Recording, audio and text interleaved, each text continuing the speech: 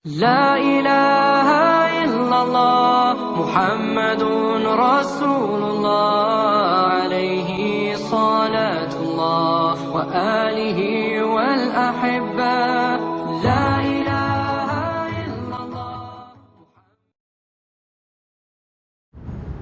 Para ikhwan dan akhwat, mari kita buka majlis pada malam ini dengan membaca doa menuntut ilmu. Bismillahirrahmanirrahim. Rabbi zidni ilma, Allahumma anfa'ni bima 'allamtani wa 'allimni ma yanfa'uni warzuqni ilman yanfa'uni. Amin. Para ikhwan dan akhwat, kaum muslimin dan muslimat rahimakumullah, pada malam hari ini kita lanjutkan kajian kitab Bulughul Maram.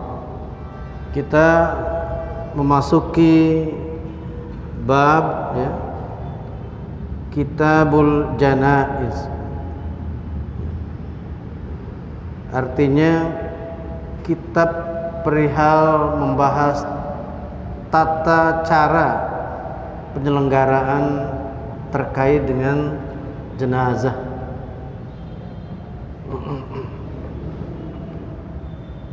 Mari kita sama-sama perhatikan, dimulai dari hadis nomor 555.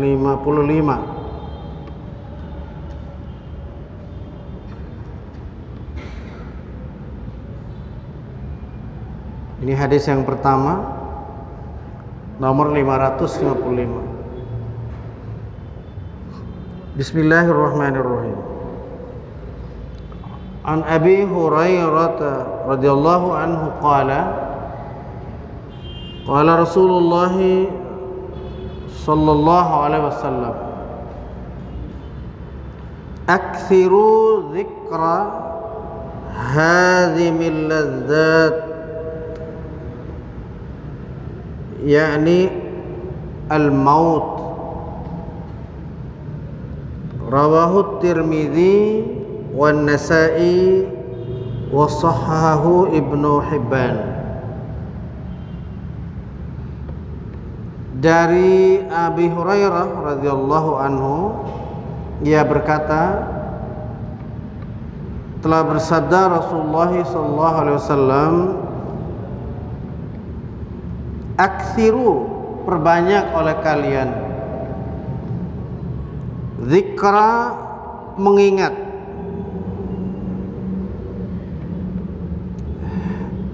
hadhimil ladzat ay al-maut, yang memotong, yang menghilangkan ladzat, segala kelezatan, kenikmatan di dunia ini, yakni al-maut, yaitu kematian. Hadis ini diriwayatkan oleh Imam At-Tirmidzi, juga oleh An-Nasa'i, dan disahkan dia oleh Ibnu Hibban. Para ikhwan dan akhwat, tentu sedikit menggarisbawahi hadis yang sudah kita pelajari ini. Ini adalah merupakan nasihat terkait dengan tentunya siapapun hamba Allah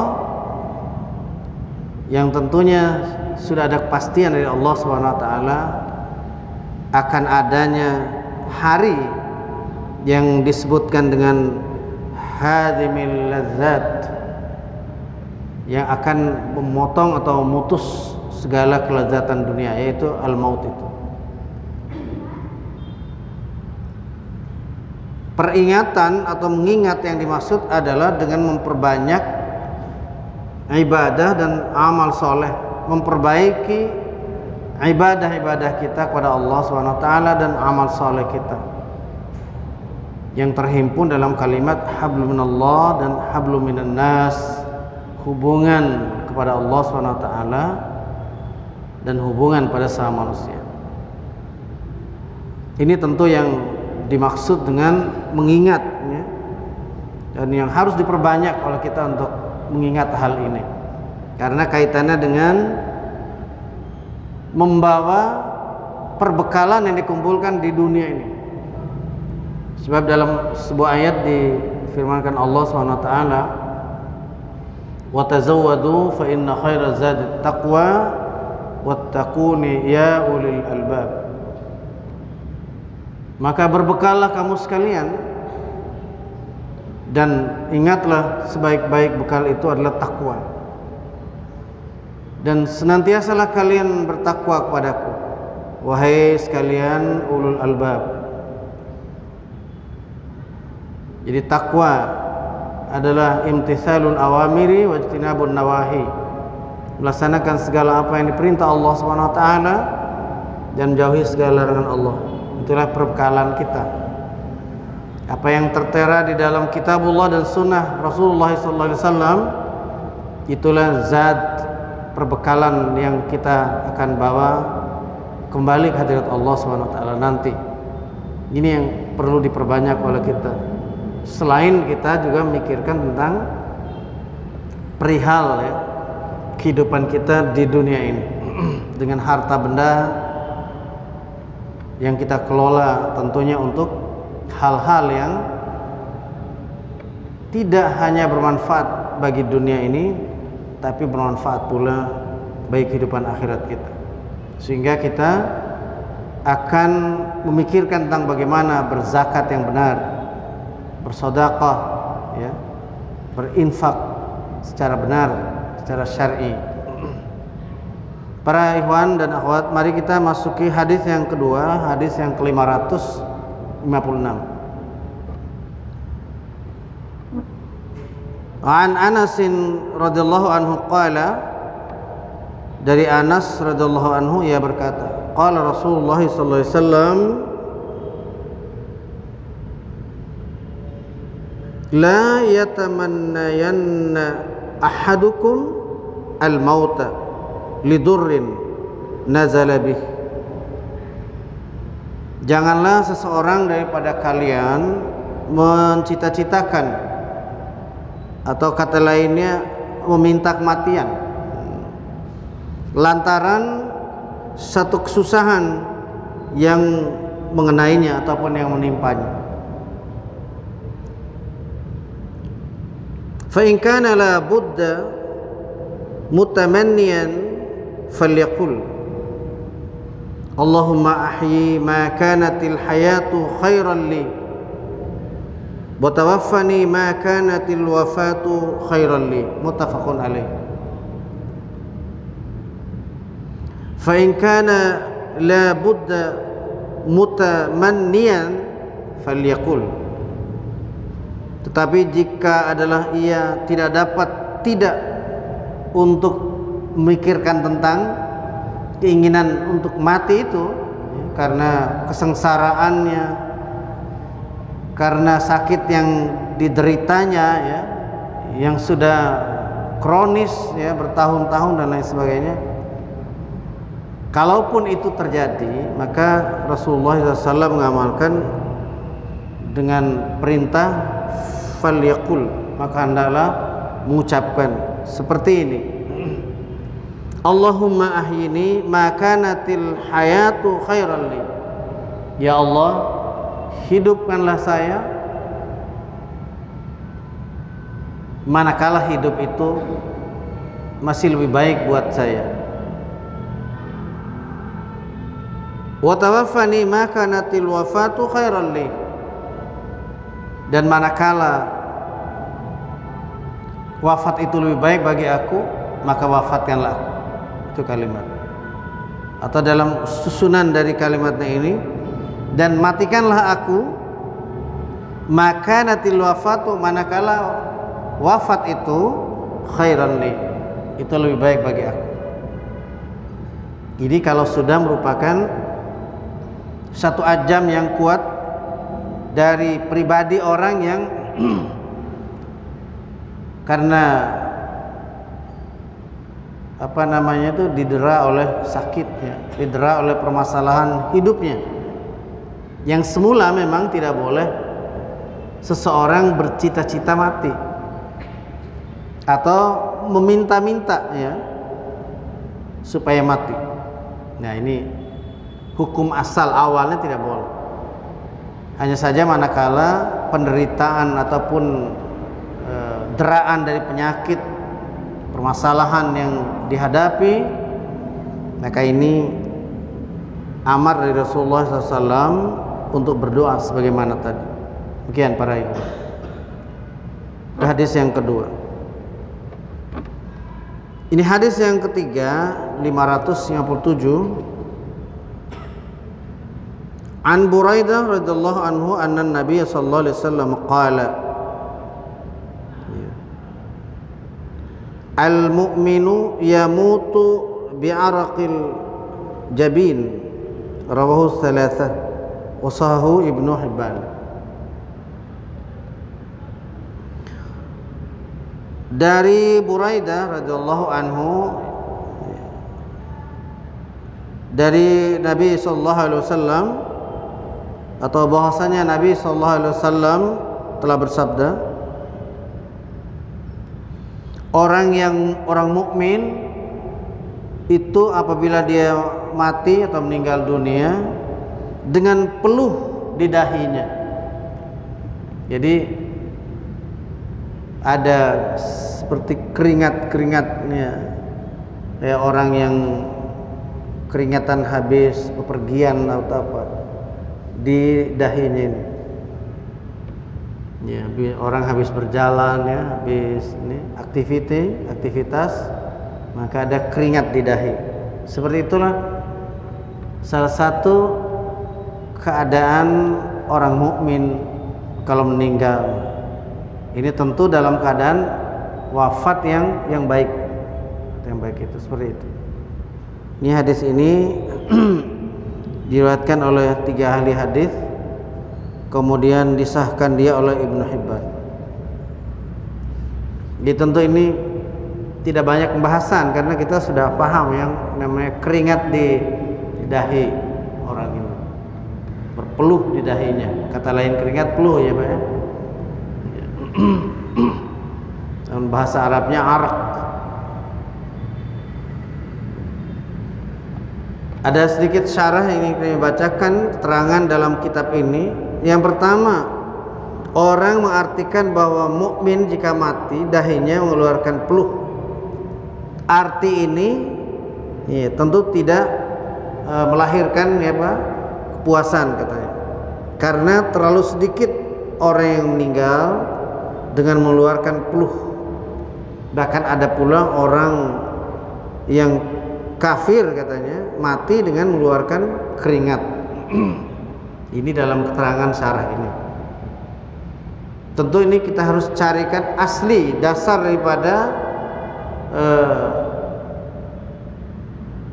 ditetapkannya kalimat ini oleh Rasulullah SAW. Orang meninggal dunia berpeluh di dahinya ini.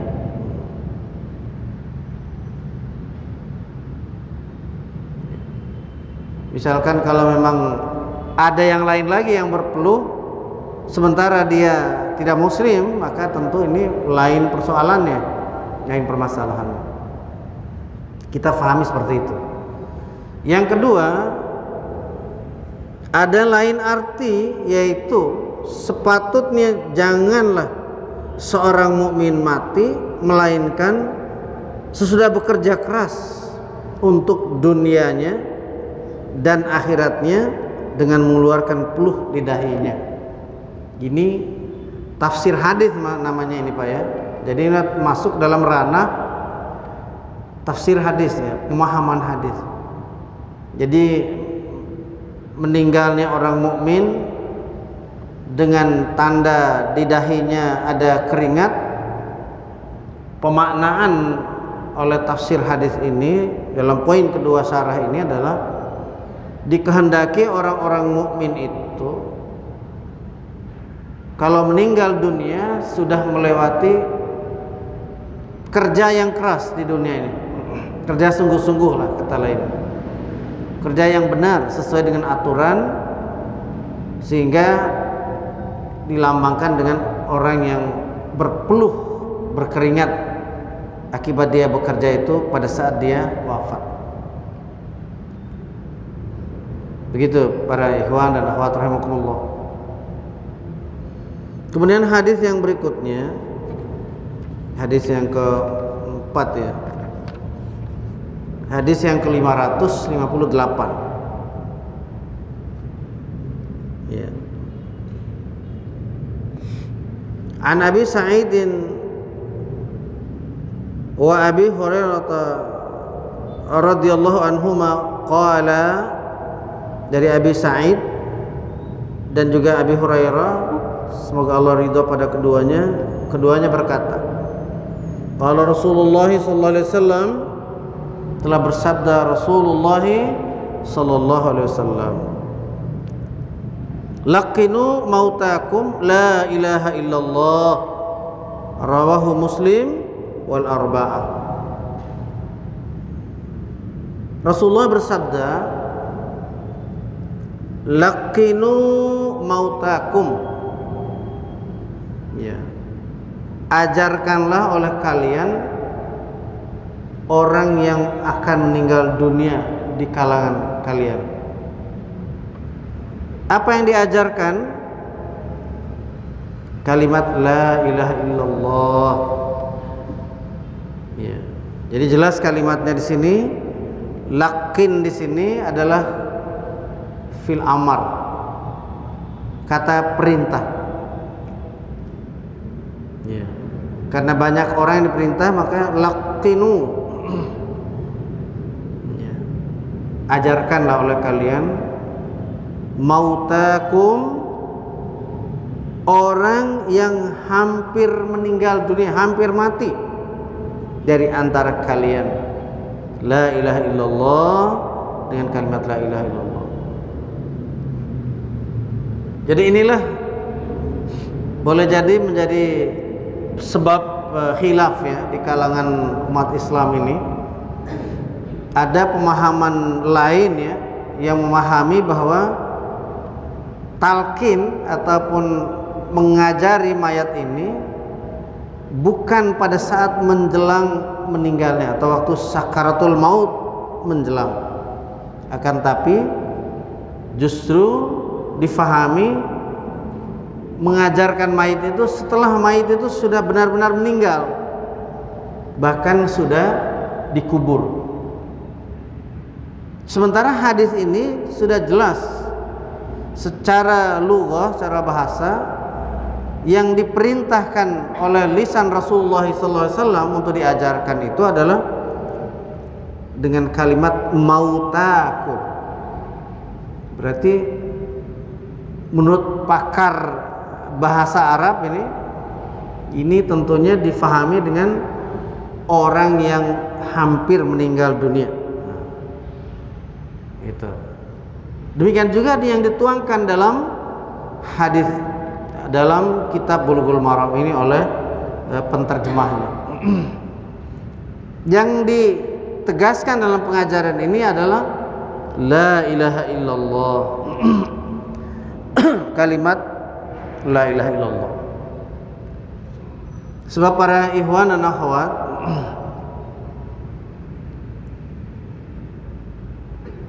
para syaitan di penghujung hidup manusia justru dia semakin gencar ya, untuk memperdaya orang-orang yang beriman supaya berbelok dari kalimat la ilaha illallah. Sangat berkeinginan para syaitan itu untuk membelokkan akidah umat Islam ini. Dia tunggui sampai umat Islam, sampai orang-orang mukmin mendekati sakaratul mautnya. Ini yang sungguh-sungguh terjadi dalam kehidupan di dunia ini.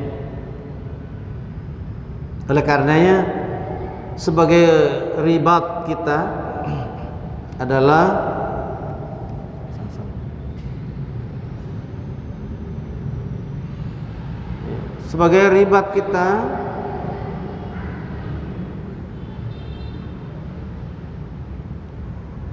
adalah sesuai dengan perintah Rasulullah SAW ini, agar diajari secara benar,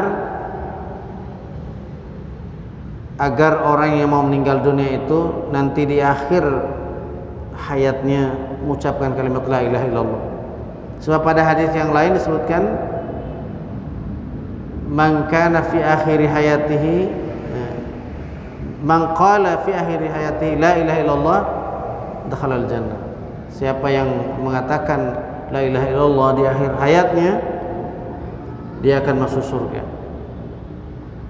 Ini tentu adalah merupakan rangkaian dari amal dan ibadah kita yang secara terus menerus yang mendasari yang berdasarkan dari kalimat tauhid la ilaha illallah. Barulah nanti dipermudah, akan mendapatkan kemudahan dari Allah Subhanahu wa taala kita di akhir hayat itu mengucapkan kalimat tauhid ini, kalimat la ilaha illallah. Karena sudah selama ini kita sudah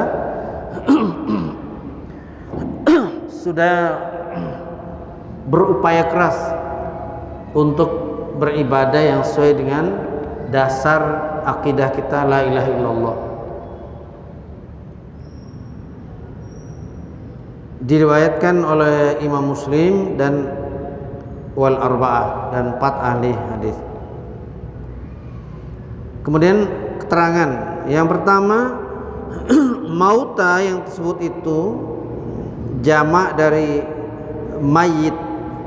Kata mauta itu kata jamak dari mayit dan juga jamak dari mayit, ya. Mayit itu artinya orang yang hampir mati. Mayit itu maknanya orang yang, kalau mayit itu maknanya adalah orang yang sudah meninggal, kata dalam keterangan ini. Jadi di sini adalah mayit, jamaknya mauta. Kalau mayit berarti sudah mati orangnya. Jadi kemudian tidak ada siapapun dari ahli hadis dalam keterangan ini yang mengambil arti yang kedua, arti dari tunggalnya mayit. Mayit itu artinya maknanya orang yang sudah mati. Jadi tidak diambil oleh para ahli hadis arti yang kedua ini. Yang diambil adalah arti yang pertama, yaitu mayit, yang jamaknya mauta tadi. Yang kedua, menurut riwayat Ibnu Hibban ada sambungannya, yaitu karena barang siapa akhir perkataannya la ilaha illallah, niscaya ia masuk surga. Ini seperti hadis yang kami baca tadi. Man kana fi akhiri hayatihi man qala fi akhiri hayatihi la ilaha illallah dakhalal jannah. Siapa yang berkata pada akhir hayatnya kalimat la ilaha illallah, dia akan masuk surga. Jadi nyatalah di sini bahwa mauta itu maksudnya adalah orang yang belum mati, yakni orang yang hampir mati. Ini kenapa perlu ditegaskan? Karena terkait dengan apa yang kami sampaikan di ulasan ini tadi, bahwa ada sebagian muslimin yang memahaminya seperti terjemahan yang kedua. Orang yang sudah mati dan orang pun sudah orang yang mati itu pun sudah dikuburkan. Barulah dibacakan, ya, talqin atau memberikan pelajaran, ya, kepada orang yang sudah dikubur itu.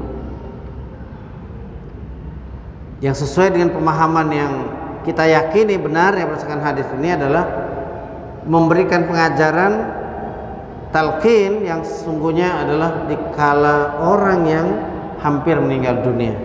Itu seperti itu sahihnya. Itu para ikhwan. Mohon maaf ya, saya minum sebentar. Bismillah.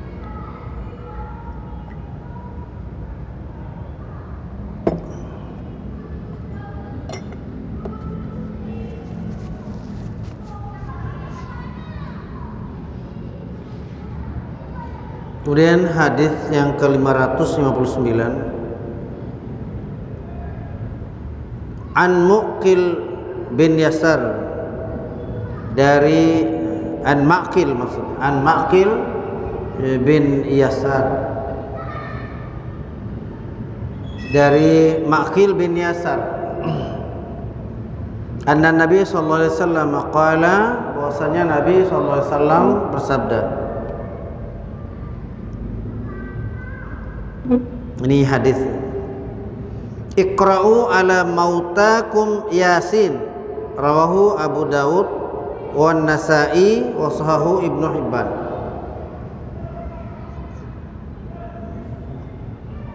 Bacakan Yasin atas orang-orang yang hampir mati dari antara kamu.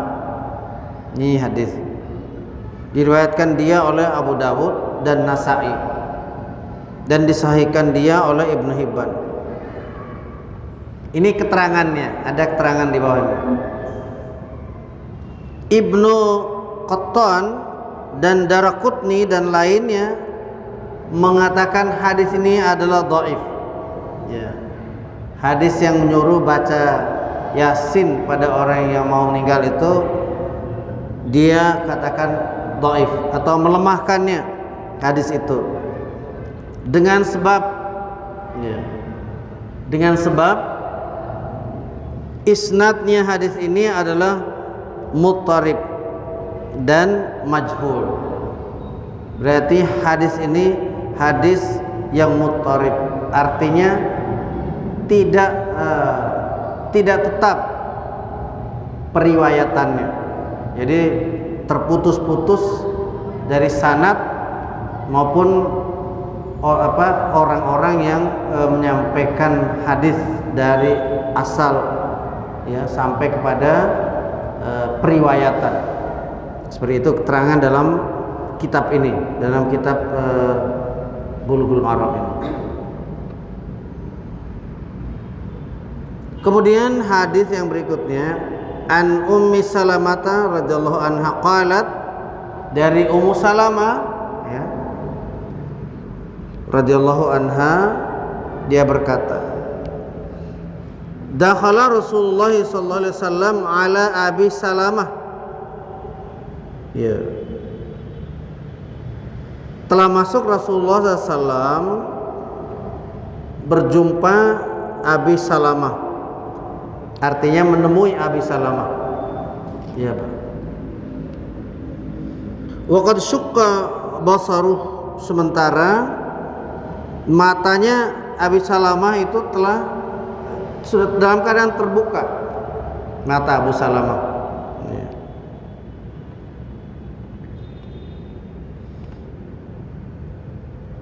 Fa'aghmadahu tsumma qala, lalu oleh Rasulullah mata Abu Salamah itu dipejamkan oleh beliau, dipejamkan oleh Rasulullah SAW. Mata Abu Salamah yang sudah terbujur itu, tapi matanya terbuka, ya. Lalu Rasulullah menutup mata itu, menutup dengan pelupuk mata Abu Salamah sendiri. Abu Salamah ini salah seorang sahabat Rasulullah yang syahid, yang wafat di medan perang. Ya. Lalu summa qala, kemudian Rasulullah bersabda, innar ruha idza qubida attaba'atul basar. Sesungguhnya ruh itu apabila diambil, pandangannya mengikuti akan ruhnya. Pandangannya mengikuti ruhnya. Ruh yang dicabut oleh Allah melewati malaikat Israel tadi. Iya. Fadajja nasun min ahlihi, lalu berteriak orang-orang dari keluarganya. Iya. Faqala, maka bersabda Rasulullah SAW, ya, la tad'u ala anfusikum illa bi khair. Jangan kamu katakan buat diri kamu melainkan kebaikan. Yani jangan kamu menangisi, ya, Jangan kamu meratap dengan menyebut-nyebut kepayahan, kesusahan, ya, dan kamu terima lantaran kematian itu. Yang kamu terima lantaran kematian itu. Ini penjelasannya, bahwa kalimat keluarganya berteriak-teriak tadi itu.